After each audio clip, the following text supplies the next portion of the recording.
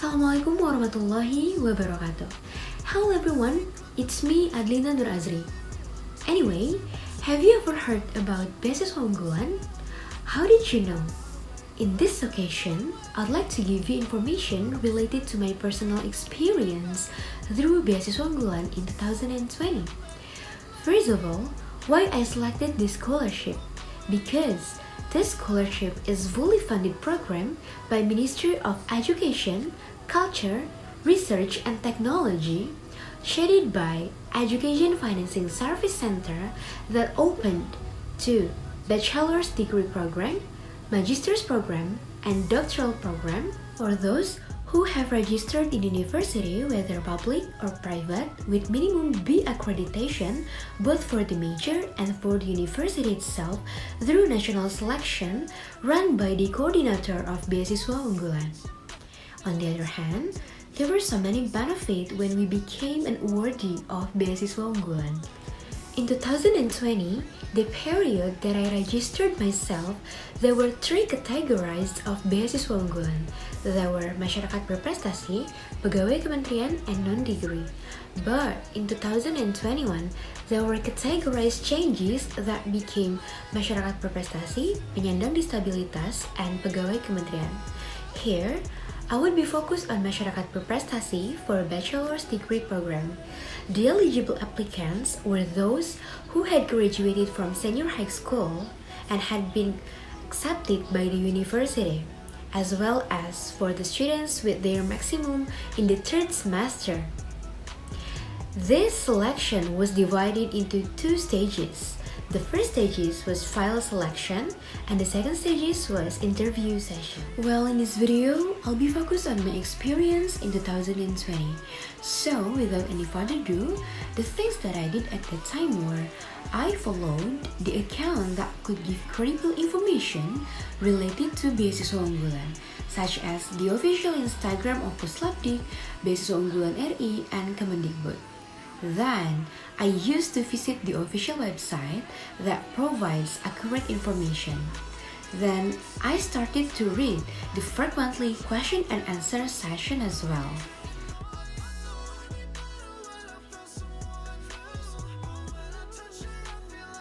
After that, I tried to get the information comprehensively in the account that we had followed. The things that was very important, ensured that the information we got was valid, credible, and accurate. So here were the requirements in 2020. The age limit is not more than 22 years old, having achievements by attaching a certificate or other thing that could be proven and validated, recommendation letter from the institution, a statement letter that shows the applicants didn't get a scholarship from another institution, LOA or letter of acceptance, unconditional from the university with a minimum B accreditation for the major and university. For students in the third semester of their bachelor's degree program, attach the GPA transcript with a minimum grade of 3.25 on a 4 scale, and attach the paper with the provided term, Aku Generasi Unggul Kebanggaan Indonesia. So here were the benefits of being scholarship worthy. There were education costs, life costs, and book costs.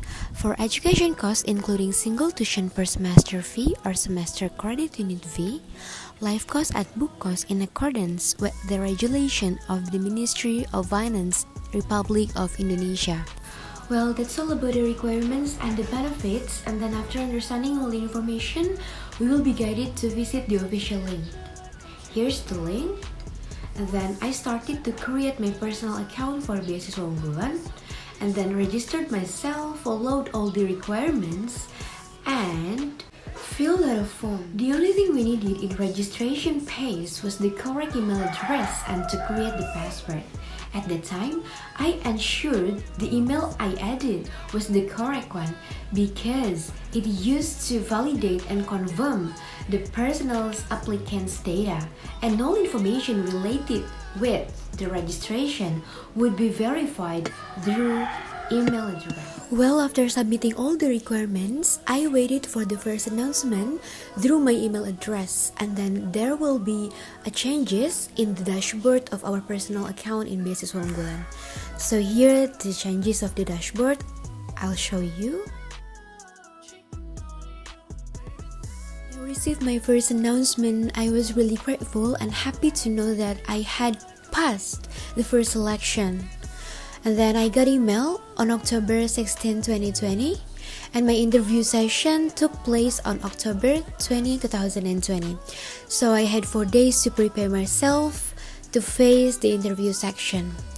The information I got from one site, that was compass.com, there were around 85,000 applicants on the first stage, and then there were only around 2,000 applicants who passed the first stage of the selection.